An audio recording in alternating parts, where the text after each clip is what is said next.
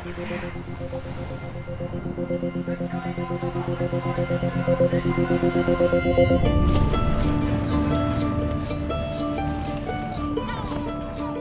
name's Alan Halsey. I'm a musician, and I'm actually based here in Turkey. 7 years ago, I came on vacation and ended up just staying. It was kind of unplanned, but definitely a good part of the plot. My name is Ela Grego, and I'm from Croatia. I do modeling. I have shootings maybe 2 or 3 times per week. On my free time, I'm shooting vlogs, cooking videos, and workout videos. My name is Adam McConnell. I am an educator.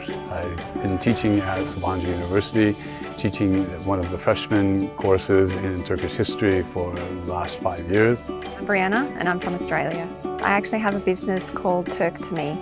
So the business is about providing a behind-the-scenes experience of purchasing a Turkish rug without actually having to be in Turkey.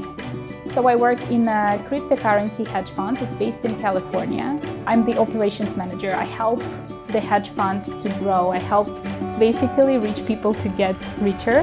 So for me, Istanbul's been a great base for the last 8-ish years, and I'm a photojournalist, so there's a lot of work to do in Turkey and in Istanbul itself. There's a lot of things to cover, a lot of cultural stories in Turkey which are very interesting to Western media. I work mostly with European and North American media. And I use Istanbul as a base to kind of go and cover the Balkans, Middle Eastern countries and the Caucasus.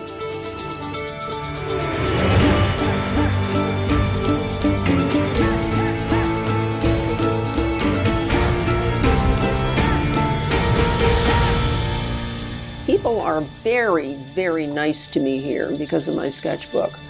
I draw, I draw the country and I draw the people. This is from Ephesus.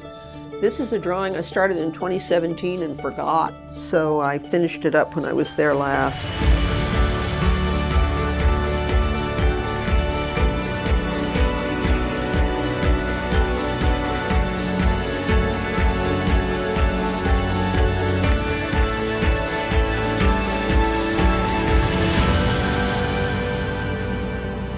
I moved here 1 year ago, and so far it was a great experience. Like, I did not expect many things, and especially because we have so many stereotypes about Turkey, and they're not really good. I was kind of afraid, and my family was afraid too, but I was fascinated by the warmth that Turkish people bring. Actually, across all 3 of the cities that I've lived, the one thing I would have to say is that it's incredibly easy to make friends. Incredibly easy, whether they're Turkish or international. If you're only hanging out with expats in a place, it's kind of hard to integrate. It's a comfort zone. You just stay with your friends where it's easy, this and that. I don't like that. I like to break all those kind of boundaries and just go like straight in the deep end, just hang out with the people that are locals and really absorb like the whole culture. In general, in Turkey, Turkish people are extremely nice, extremely open. And the first time that I came to Istanbul, I found Istanbul to be not so different. I mean, not so different from the Europe also that I had traveled in. So for me, it was never a problem to integrate into Istanbul's society or into Turkish society. That's for sure. Russian people are colder. You need to deserve the trust of the Russian person. Turkish are like easygoing right from the start, that's what I think. There are many, many differences. I mean, one thing I really like is that they really like older people here. You know, in California, you're invisible when you're over, 35 or so, unless you're very famous or very rich. Favorite place in Turkey is probably Mardin. It's the old city of Mardin, at least. It's on top of a hill, of a mountain, overlooking the plains going down into like northeastern Syria, I guess. But it's stunning. It's a very beautiful place. I liked, the historical parts of Istanbul. Actually, I like a lot of this neighborhood, the really old buildings. For example, this building where I live, it's like 150 years old, which is really nice. Turkey is completely diverse. There is so much to choose from, but if you are coming to Turkey, you most certainly have to go to Cappadocia. It is 100% without a doubt somewhere you need to see. It's unlike anywhere else in the world. Truly it is. I love Cappadocia. When I went to Cappadocia, I began to believe in reincarnation because everything I looked at was familiar to me, like my parents' driveway, but I had never been there and had never even seen a picture of Cappadocia. I can't see enough of Turkey. I still haven't been up to the Black Sea region very much, and I would like to. But yeah, love it.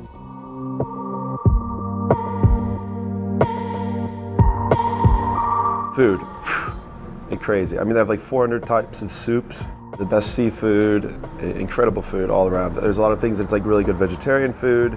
Now there's a whole huge vegan kind of movement that's starting up.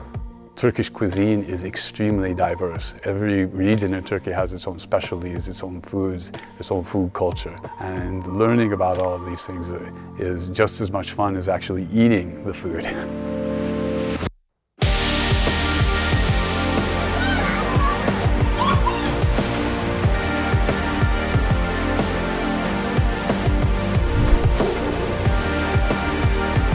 So no matter where you look, there's just like history, just like, you know, oozing out of every crack and corner.